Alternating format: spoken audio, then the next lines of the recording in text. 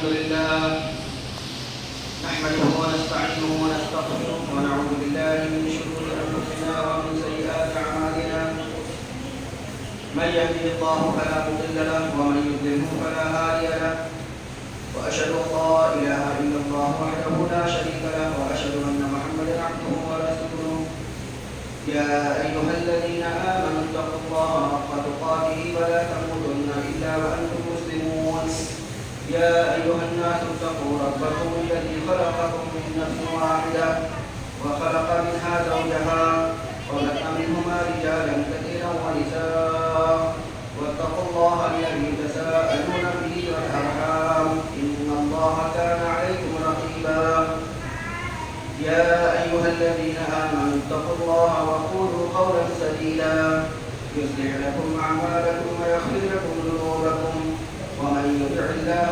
ورسوله فقد فاز فوزا عظيما أما بعد فإن خير الحديث كتاب الله وخير الهدي هدي محمد صلى الله عليه وسلم وشر الأمور محدثاتها وكل محدثة بدعة وكل بدعة ضلالة وكل ضلالة في النار. تمام قسم کی تعریف کبریائی حمد و ثنا اس اللہ وحدہ لا شریک کی لائق و زیبا ہے جس نے اس ساری کائنات کی تخلیق فرمائی، ہماری ضرورتوں کے واسطے ہر ایک چیز کو مہیا فرمایا، ہماری رشد و ہدایت کے لیے انبیاء اور رسولوں کا سلسلہ جاری فرمایا اور ہمیں مسلمان بنایا. درود و سلام نازل ہو تمام انبیاء کرام علیہم الصلوۃ والتسلیم پر، خصوصاً امام کائنات امام الانبیاء افضل البشر خاتم النبیین شفیع المذنبین رحمۃ للعالمین محمد صلی اللہ علیہ وسلم پر. اللهم صل على محمد وعلى آل محمد كما صليت على إبراهيم وعلى آل إبراهيم إنك حميد مجيد.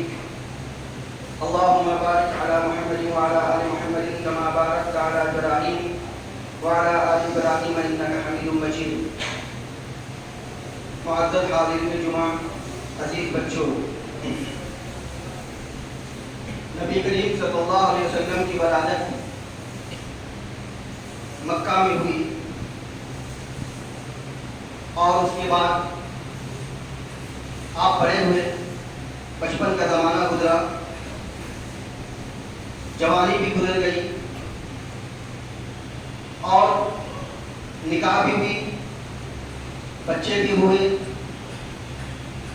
اللہ کے رسول صلی اللہ علیہ وسلم جب اپنی عمر کو 40 سال کی عمر کو پہنچے تو آپ صلی اللہ علیہ وسلم کو نبوت سے سرفراز کیا گیا.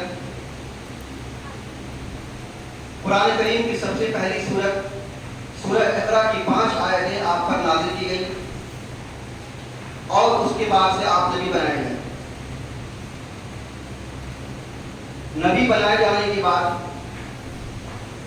قرآن کریم کا نزول شروع ہوا اور جیسے جیسے حالات ہوتے گئے اور جیسے جیسے واقعات رونما ہوتے رہے، اسی حساب سے قرآن کریم کی آیتیں آپ صلی اللہ علیہ وسلم پر نازل ہوتی گئیں.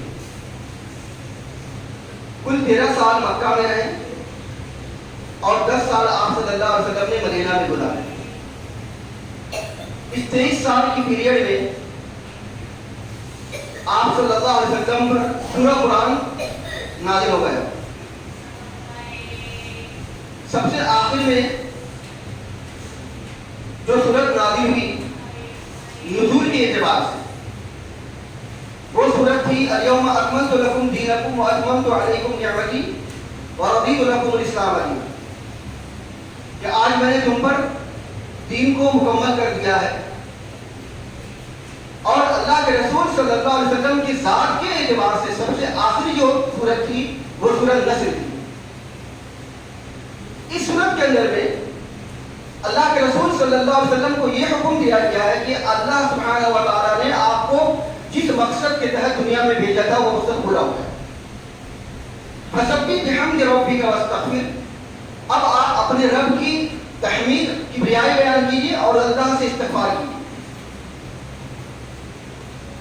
اس کے بعد اللہ کے رسول صلی اللہ علیہ وسلم کی وفات ہو گئی. اگر ہم اس 23 سال کی مدت کا اگر ہم جائزہ بیان ہے تو ہمیں یہ پتہ چلے گا کہ اللہ کے رسول صلی اللہ علیہ وسلم پر جس سورت کا نزول ہوا یا جن آیتوں کا نزول ہوا اس کے ساتھ ساتھ اللہ کے رسول صلی اللہ علیہ وسلم پر ایک اور چیز بھی نازل کی گئی، وہ تھی حدیث۔ قرآن کریم میں اللہ سبحانہ و تعالیٰ نے ارشاد فرمایا کہ وَأَنزَلَ اللَّهُ عَلَيْكَ الْكِتَابَ وَالْحِكْمَةَ، سورہ نساء کی آیت ہے جس میں یہ بتایا گیا کہ قرآن اور حدیث اللہ کے رسول صلی اللہ علیہ وسلم پر دونوں ایک ساتھ نازل ہوتی ہیں۔ وَأَنزَلَ اللَّهُ عَلَيْكَ الْكِتَابَ وَالْحِكْمَةَ کہ اللہ نے تم پر کتاب نازل کیا اور حکمت نازل کی۔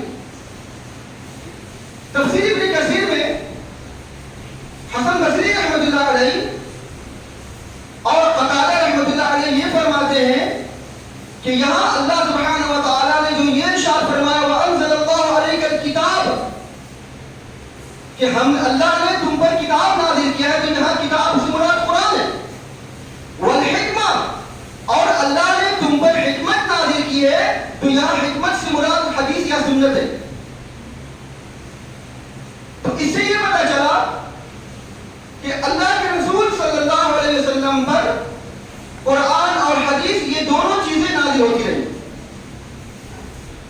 اس کے علاوہ سورہ نجم میں اللہ سبحانہ و تعالیٰ نے نبی کریم صلی اللہ علیہ وسلم کے تعلق سے ارشاد فرمایا وَمَا يَنْطِقُ عَنِ الْهَوَىٰ إِنْ هُوَ إِلَّا وَحْيٌ يُوحَىٰ کہ یہ رسول اپنی خواہشات نفسانی سے کوئی بات نہیں بتاتا۔ ان ہوا الا وحی یوحا، یہ وہی بات آپ کو بتاتا ہے جس کی وحی اس کی طرف کی جاتی ہے۔ اس سے یہ پتہ چلا کہ اللہ کے نبی صلی اللہ علیہ وسلم نے پوری 23 سال میں جو باتیں بتلائیں، جو عمل کیا، یا اللہ کے رسول صلی اللہ علیہ وسلم نے جن باتوں کو کرنے کا حکم دیا کو گویا کہ اللہ کے نبی صلی اللہ علیہ وسلم نے اپنی من سے نہیں کیا بلکہ اللہ سبحانہ و تعالیٰ کے حکم سے کہا۔ اللہ تعالیٰ کے حکم سے کہا، اللہ تعالیٰ کے حکم سے حکم دیا، اللہ سبحانہ و تعالیٰ کے حکم سے عمل بھی کیا۔ تو اس سے یہ پتہ چلا کہ قرآن اور حدیث یہ دونوں ایک ساتھ نازل ہوتی رہی۔ اس کے علاوہ اب یہ اشکال پیدا ہو سکتا تھا کہ نعوذ باللہ من ذالک نبی کریم صلی اللہ علیہ وسلم پر جب قرآن اور حدیث نازل ہوتی رہی تو گویا کہ آپ صلی اللہ علیہ وسلم غلط ہو گئے، یا آپ نے دونوں کو ملا دیا تھا، یا آپ نے اپنی جانب سے کوئی کسی چیز میں کوئی کمی بیشی کر دی تھی۔ سب سے پہلی بات تو یہ جان لیجئے کہ اللہ کے نبی صلی اللہ علیہ وسلم جس بستی میں یا جس ملک میں بھیجے گئے تھے وہ دور ایسا تھا کہ ان پڑھ لوگوں کا دور تھا۔ قرآن کریم کا جب آپ مطالعہ کریں گے تو اللہ سبحانہ و تعالیٰ نے ارشاد فرمایا کہ یہ رسول ان پڑھ لوگوں میں نازل کیا گیا۔ اللہ کے رسول صلی اللہ علیہ وسلم خود امی تھے، یعنی ان پڑھ تھے، اور یہی وجہ تھی کہ جب شروع میں اللہ کے نبی صلی اللہ علیہ وسلم پر قرآن کریم کا نزول ہوتا تھا تو اللہ کے رسول صلی اللہ علیہ وسلم جلدی اس کو دہرایا کرتے تھے۔ تو تسلی کے لیے اللہ کے رسول صلی اللہ علیہ وسلم کو یہ حکم دیا گیا کہ آپ اپنی زبان کو حرکت مت دیجیے، لا تحرک به لسانک، آپ اپنی زبان کو حرکت مت دیجیے، لا تحرک به لسانک لتعجل به ان علینا جمعه وقرآنہ، یہ ہماری ذمہ داری ہے آپ کے سینوں میں قرآن کو بٹھا دینا۔ آپ جلدی اپنی زبان کو حرکت دے کر کے یاد مت کیجیے۔ رہی یہ بات کہ آپ کو یاد ہو جائے، آپ حفظ کر لیں، اس حفظ کرانے کی ذمہ داری میری ہے۔ ثم ان علینا بیان، تو اس آیت کریمہ کے اندر میں اللہ سبحانہ و تعالیٰ نے نبی کریم صلی اللہ علیہ وسلم کے تعلق سے یہ ذمہ داری لی ہے کہ ہم آپ کو قرآن یاد کرا دیں گے۔ ایسا ہی ہوتا رہا۔ اس کے بعد اللہ کے رسول صلی اللہ علیہ وسلم نے کبھی بھی اپنے ہونٹوں کو حرکت نہیں کی۔ جیسے قرآن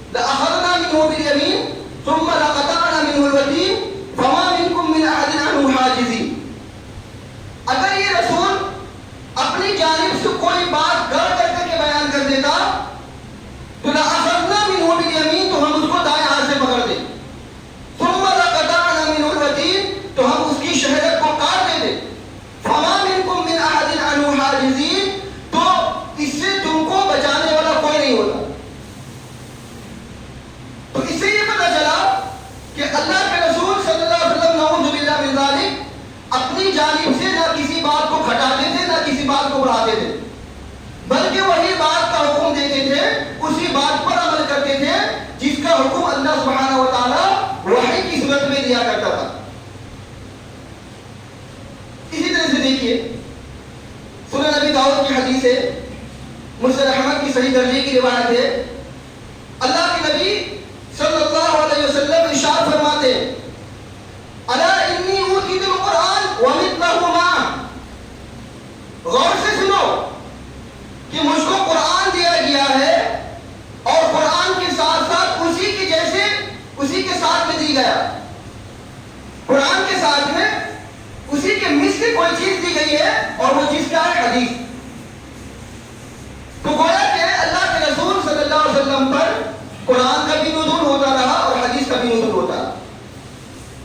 اسی وجہ سے قرآن کو وحی جلیل کہتے ہیں اور حدیث کو وحی خفی کہتے ہیں، قرآن کو وحی جلی کہتے ہیں اور حدیث کو وحی خفی کہتے ہیں، یہ دونوں وحی ہیں، قرآن بھی وحی اور اللہ کے رسول صلی اللہ علیہ وسلم کی حدیث بھی وحی۔ اسی وجہ سے اللہ سبحانہ و تعالی نے قرآن کریم میں کئی مقامات پر قرآن کو حدیث کہا، جیسے کہ سورہ زمر میں اللہ سبحانہ و تعالی نے ارشاد فرمایا اللہ نزل احسن الحدیث، اللہ نے بہترین بات بہترین کلام نازل فرمایا، اللہ نزل احسن الحدیث، یہاں اللہ سبحانہ و تعالی نے حدیث کا لفظ استعمال کیا ہے جس سے مراد قرآن ہے، بہترین کلام بہترین بات یعنی قرآن کریم کو اللہ سبحانہ و تعالی نے نازل فرمایا۔ تو اس آیت کریمہ میں اللہ نے حدیث کو قرآن کا، اسی طریقے سے ایک اور جگہ میں سورہ مرسلات کی آخری آیت میں اللہ سبحانہ و تعالی نے ارشاد فرمایا فَبِأَيِّ حَدِيثٍ بَعْدَهُ يُؤْمِنُونَ، اب اس حدیث کے بعد یہ لوگ کس بات پر ایمان لائیں گے؟ فَبِأَيِّ حَدِيثٍ، حدیث یعنی اس قرآن کے بعد اب یہ لوگ کس بات پر ایمان لائیں گے؟ یہاں بھی اللہ سبحانہ و تعالی نے قرآن کو حدیث کہا، اور اسی طریقے سے ہر جمعہ کے خطبے میں آپ کے سامنے بھی پڑھا جاتا ہے رسول اللہ صلی اللہ علیہ وسلم کا خطبہ فَإِنَّ خَيْرَ الْحَدِيثِ كِتَابُ اللَّهِ، سب سے بہترین حدیث اللہ کی کتاب ہے۔ یہاں پہ بھی اللہ کے رسول صلی اللہ علیہ وسلم نے حدیث کو قرآن کا یعنی قرآن کو حدیث کا فَإِنَّ خَيْرَ الْحَدِيثِ كِتَابُ اللَّهِ، سب سے بہترین حدیث اللہ کی کتاب ہے قرآن شریف۔ تو ان تمام آیات اور حدیث سے ہمیں یہ پتہ چلتا ہے کہ قرآن اور حدیث یہ دونوں ایک ہی چیزیں ہیں، اور اسی طریقے سے قرآن کو بھی حدیث کہا جاتا ہے۔ اس کے علاوہ آپ دیکھیں گے اللہ سبحانہ و تعالی نے پورے قرآن کریم کے اندر میں اللہ کے رسول صلی اللہ علیہ وسلم اور آپ صلی اللہ علیہ وسلم کی متبعین ان کے ماننے والوں کو صرف دو باتوں کا حکم دیا، اتبعوا ما انزل الیکم من ربکم، تمہارے پروردگار کی طرف سے جو چیز نازل کی جا رہی ہے اسی کی اتباع کرو۔ تو اللہ سبحانہ و تعالیٰ کی جانب سے کیا چیزیں نازل کی جا رہی تھی؟ صرف دو چیزیں نازل کی جا رہی تھی، قرآن اور حدیث۔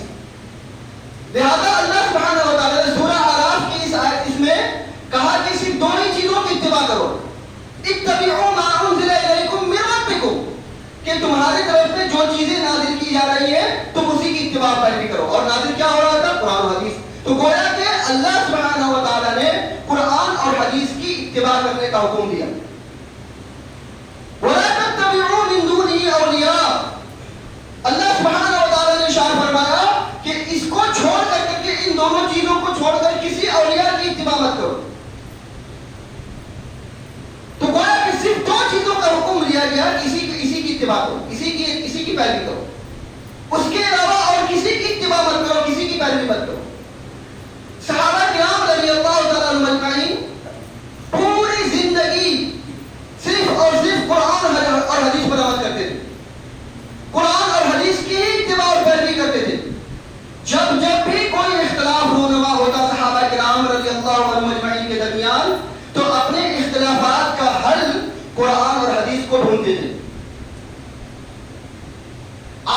جیسے کہ اللہ کے رسول صلی اللہ علیہ وسلم کی جیسی وفات ہوئی، صحابہ کرام رضی اللہ عنہم اجمعین میں اختلاف ہوا کہ امیر کس کو منتخب کیا جائے، سردار کس کو بنایا جائے. صحابہ میں اختلاف ہوا، کسی نے کچھ کہا، کسی نے کچھ کہا، کسی نے کچھ کہا. کچھ حل نہیں نکل پا رہا تھا کس کو سردار بنایا جائے، کس کو امیر بنایا جائے، کس کو خلیفہ بنایا جائے. طرح طرح کی باتیں ہو رہی تھی، اختلاف ہو رہے تھے. چنانچہ حضرت ابوبکر صدیق رضی اللہ تعالیٰ عنہ نے اللہ کے نبی صلی اللہ علیہ وسلم کی ایک حدیث پیش کی، الائمۃ من القریش، امیر جو ہونا چاہیے وہ قریش میں سے ہونا چاہیے. اور اس وقت حضرت ابوبکر صدیق رضی اللہ تعالیٰ عنہ نے لہذا اللہ کے رسول صلی اللہ علیہ وسلم کی اس حدیث کو سن کر کے سارے لوگوں نے سر جھکا دیا اور حضرت ابوبکر صدیق رضی اللہ تعالیٰ کو اپنا امیر منتخب کر لیا. اس کے بعد اللہ کے رسول صلی اللہ علیہ وسلم کی تدفین کے بارے میں اختلاف ہوا کہ آپ صلی اللہ علیہ وسلم کو کہاں دفن کیا جائے.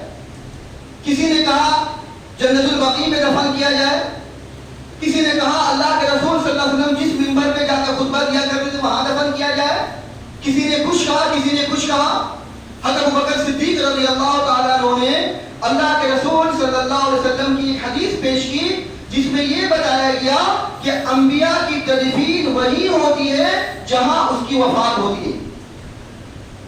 اب یہ حدیث کو سننا تھا کہ صحابہ کرام رضی اللہ عنہم اجمعین نے اختلاف کو ختم کر لیا، حدیث کی بنیاد پر اتفاق کر لیا کہ اللہ کے رسول صلی اللہ علیہ وسلم کی وفات جس حجرے میں ہوئی ہے اسی حجرے میں آپ صلی اللہ علیہ وسلم کی تدفین ہوگی اور اسی حجرے پہ آپ کی تدفین ہوئی.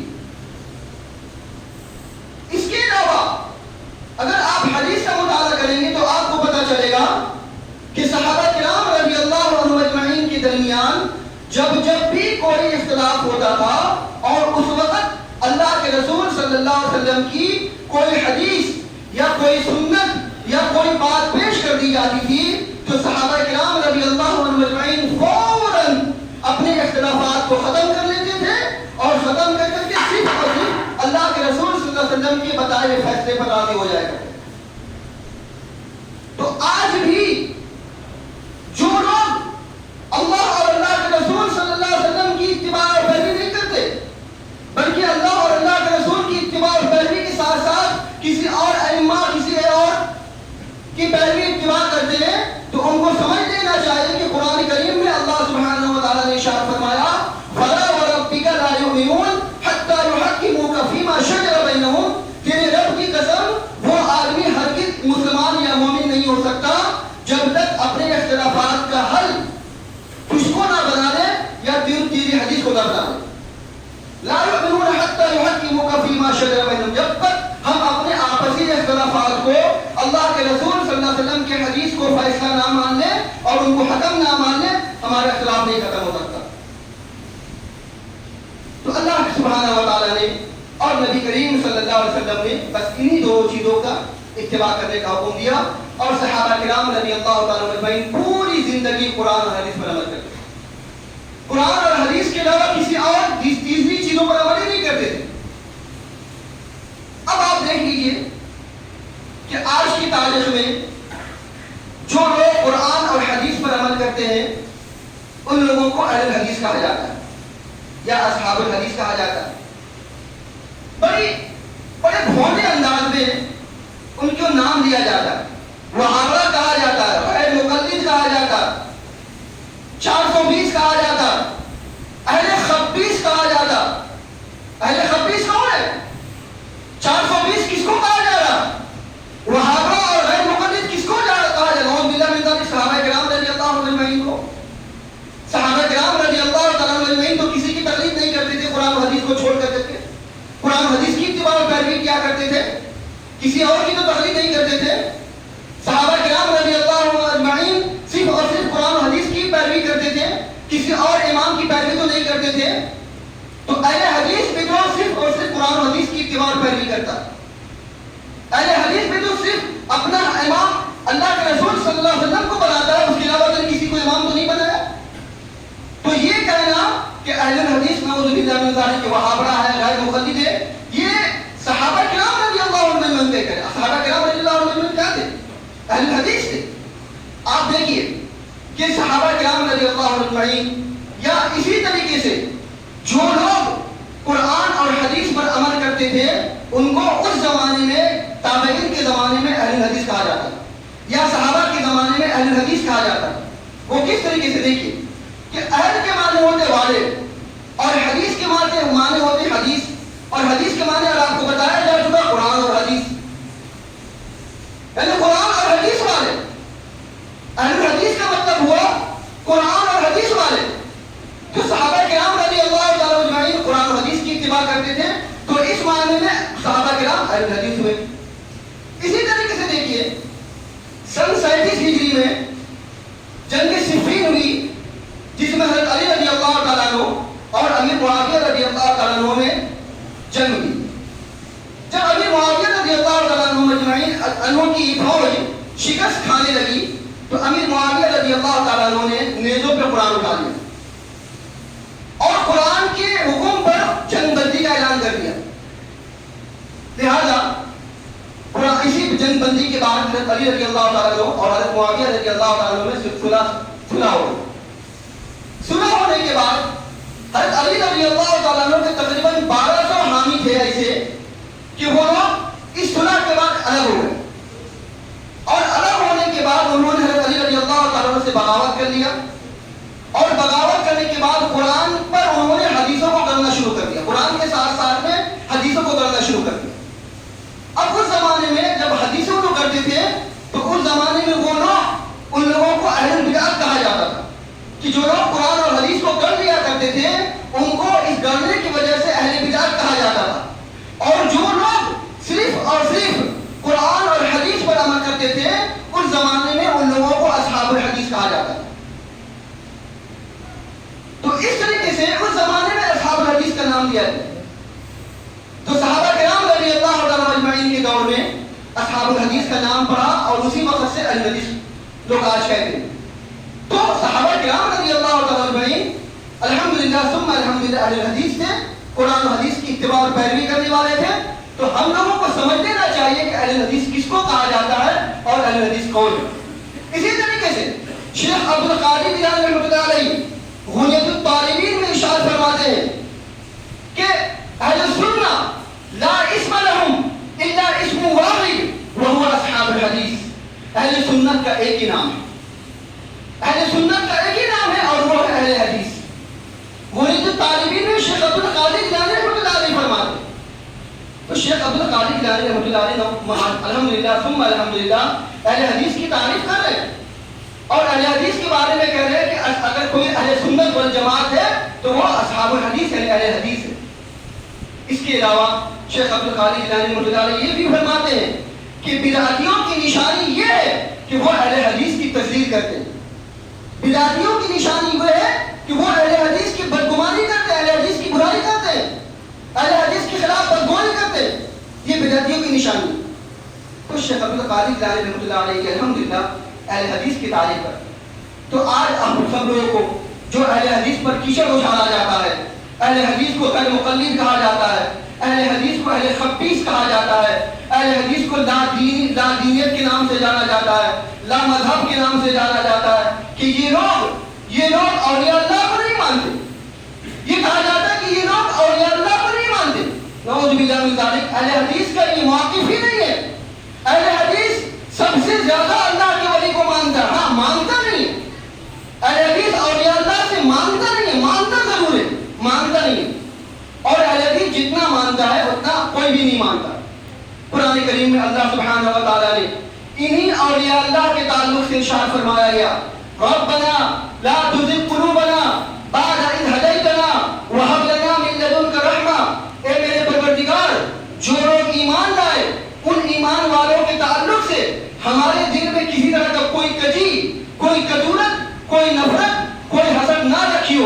اور اللہ سبحانہ و تعالیٰ نے یہ بھی ارشاد فرمایا، ربنا لا تجعلنا فی قلوبنا غلا للذین آمنوا ربنا انک رؤوف رحیم۔ اے میرے پروردگار، ربنا اغفر لنا ولاخواننا الذین سبقونا بالایمان۔ اے میرے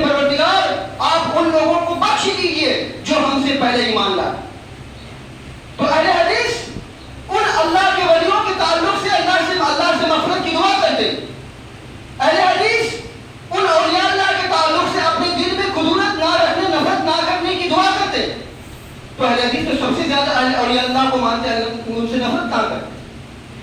اہل حدیث کے خلاف یہ پروپیگنڈا کیا جاتا، یہ بتایا جاتا، یہ لوگوں کو باور کرایا جاتا، یہ لوگوں کو جو ہے جا کر کے بدگمانی پیدا کی جاتی ہے اہل حدیث کے تعلق سے کہ اہل حدیث حدیث کو نہیں صرف حدیث کو مانتا ہے، اہل حدیث قرآن کو نہیں مانتا، اہل حدیث اولیاء اللہ کو نہیں مانتا، اہل حدیث ائمہ اربعہ کو نہیں مانتا، اہل حدیث یہ لادینیت کو پھیلاتا ہے، اہل حدیث تقلید نہیں کرتا، وغیرہ وغیرہ وغیرہ وغیرہ. اس طرح سے لوگوں کے درمیان میں اہل حدیث کے خلاف نفرت پیدا کی جاتی ہے، بدگمانی پیدا کی جاتی ہے.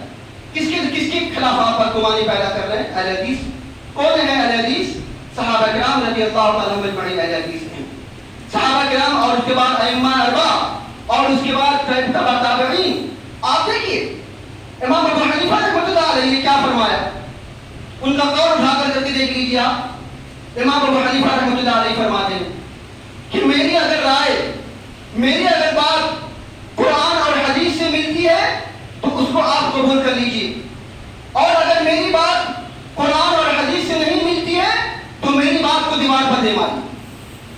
کتنا بڑا الفاظ کر رہے ہیں، دیوار پر دے ماری. یعنی میری بات کی کوئی ویلیو نہیں ہے، میری بات کی کوئی اہمیت ہی نہیں ہے اگر میری بات قرآن اور حدیث کے خلاف ہو.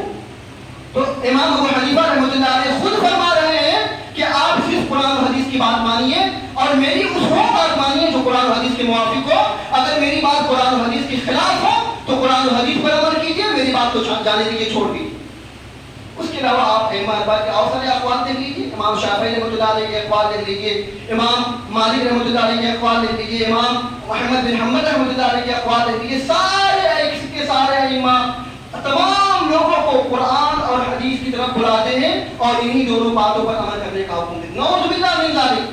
ہم ان ائمہ کے تعلق سے یہ بدگمانی کر رہے ہیں کہ یہ ائمہ جان بوجھ کر کے کہ اللہ نے کہا ہے کہ قرآن و حدیث کی اتباع پیروی کرو. صحابہ کرام قرآن و حدیث کی اتباع پیروی کرتے تھے، صحابہ کرام کسی کی تقلید نہیں کرتے تھے. تو گویا کہ ہم ان کی تقلید کرتے ہیں تو نعوذ باللہ من ذالک یہ ائمہ کہہ رہے ہیں کہ میری تقلید کرو، میری تقلید کرو. یہ قرآن و حدیث کے خلاف بات ہے. آپ ان کی تقلید کر کے یا ان کی تقلید کا حکم دے کر کے ان پر غلط بیانی کا الزام لگا دینا. تو ہمیں چاہیے کہ ہم صرف اور صرف قرآن و حدیث کی باتوں پر عمل کریں.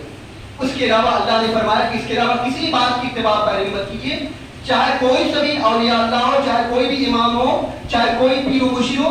سارے کے سارے اللہ کے ولی، سارے کے سارے ائمہ قرآن و حدیث پر عمل کرتے تھے اور قرآن و حدیث کی باتوں پر عمل کرنے کا حکم دیا کرتے تھے. اسی میں نجات ہے، اسی میں ہماری ہدایت ہے. جیسا کہ آپ کو گزشتہ ہفتے بتایا گیا کہ کوئی آدمی اگر صرف قرآن و حدیث پر عمل کرتا ہے تو وہ نجات پائے گا. قرآن و حدیث پر جو عمل کرے گا وہ ہدایت یافتہ ہوگا. اور تو آپ دیکھ لیجیے قرآن کریم میں اللہ سبحانہ و تعالیٰ نے ارشاد فرمایا کہ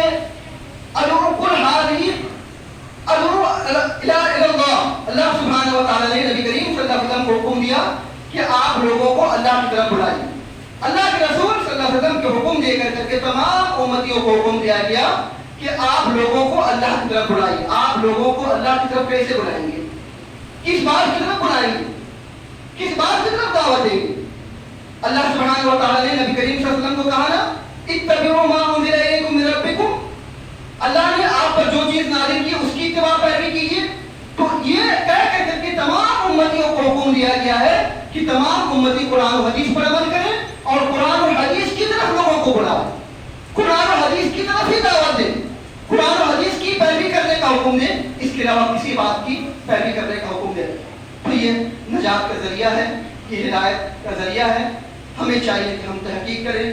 ہمارے وہ بھائی جو کسی نہ کسی معاملے میں تذبذب میں پڑے ہوئے ہیں، شک میں پڑ کر کے ان کو شک میں ڈالا گیا ہے، تذبذب ان کے دل میں پیدا کی گئی ہے یا ان کے دل میں کچھ نہ کچھ پیدا کیا گیا ہے، تو ان کو ان سے ہماری گزارش ہے کہ آپ اللہ کے واسطے قرآن و حدیث کا مطالعہ کیجیے، قرآن و حدیث کی مطالعہ کیجیے اور مطالعہ کر کے آپ سمجھیے کہ اللہ نے کس بات کا حکم دیا ہے اور نبی کریم صلی اللہ علیہ وسلم نے کس بات کا حکم دیا ہے اور آپ صلی اللہ علیہ وسلم کے صحابہ کس بات کی تعلیم دیتے تھے، کس بات پر عمل کرتے تھے اور کس بات کی طرف لوگوں کو بلایا کرتے تھے. اور کس بات کی طرف نجات ہے اور کس بات میں ہدایت ہے. اللہ سبحانہ و تعالیٰ سے دعا ہے اللہ سبحانہ و تعالیٰ ہم سبوں کو صحیح معنوں میں قرآن و حدیث پر عمل کرنے کی توفیق عطا فرمائے. الہ العالمین ہم تمام مسلمانوں کو صدق کے دل سے قرآن و حدیث پر عمل کرنے کی توفیق عطا فرمائے. الہ العالمین ہم تمام مسلمانوں کو صراط مستقیم پر چلنے کی توفیق عطا فرمائے. الہ العالمین ہم تمام مسلمانوں کو صحابہ کرام رضی اللہ عنہم اجمعین کے نقش قدم پر چلنے کی توفیق عطا فرمائے. الہ العالمین ہم تمام مسلمانوں کو اولیاء اللہ کے نقش قدم پر چلنے کی توفیق عطا فرمائے.